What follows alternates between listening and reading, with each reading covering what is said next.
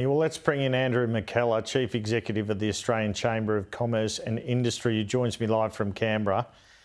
Andrew McKellar, thanks for your time. I'm just going to play you what the Workplace Relations Minister Tony Burke called you a short time ago. The government conversation's about closing loopholes, and the business conversation today's been, plain loopy.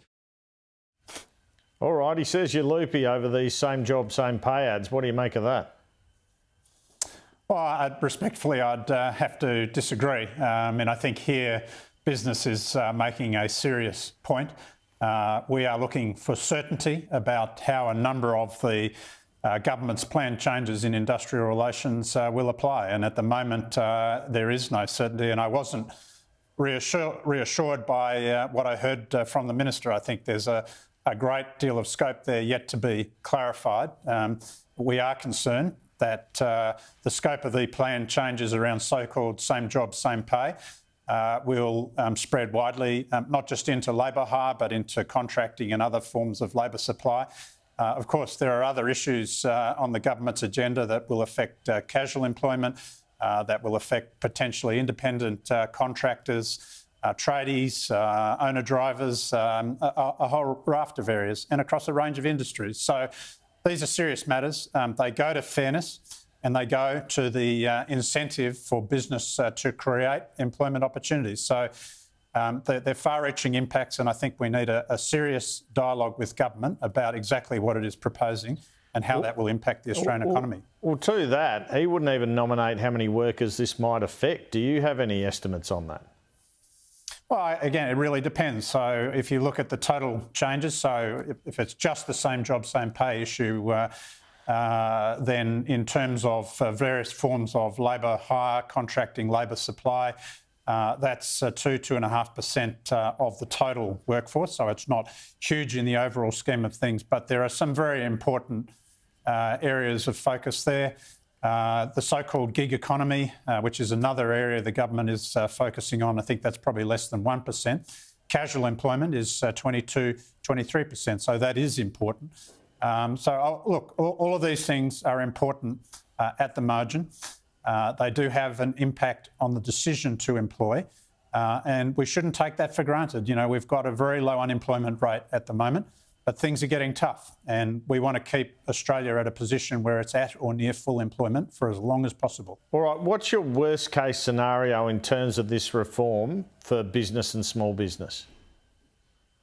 Well, look, I think the concern is that this can add significantly to costs and uncertainty about the decisions to employ.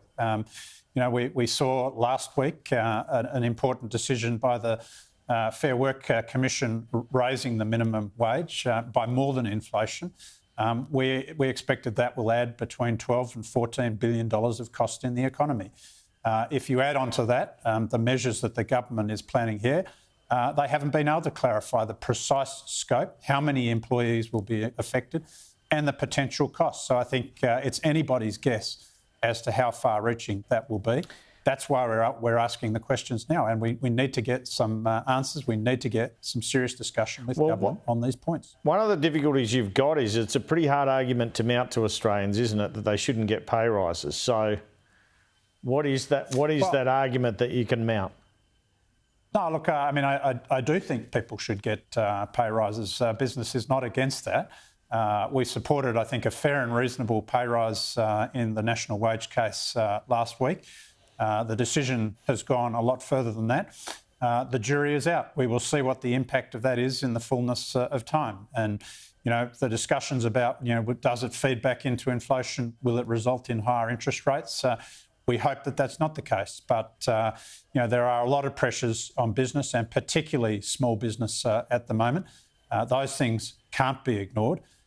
We need to have a discussion about that. We need to understand what those impacts are. And I think it's right for business to be raising those issues at this point in time. All right, finally, we've got multi-employer bargaining. That legislation comes into effect tomorrow. What are you expecting to occur from here in relation to that? Well, I think let's see over the course of time. The Minister was pointing to the fact that he expected that the initial moves will be in a number of areas in the care sector. So let's see if that happens. Let's see if there is a push, and I think if there is, it'll mainly come from the unions to try and expand that out into other sectors of the economy. If that occurs, then the risk is we're moving away from enterprise-based solutions that will drive productivity and will deliver higher real wages for more Australian workers. Now, I don't think that'd be a good result if that's what we see. It'll be some time before we know whether that is the outcome or not. Andrew McKellar, thanks so much for your time this afternoon. Thank you.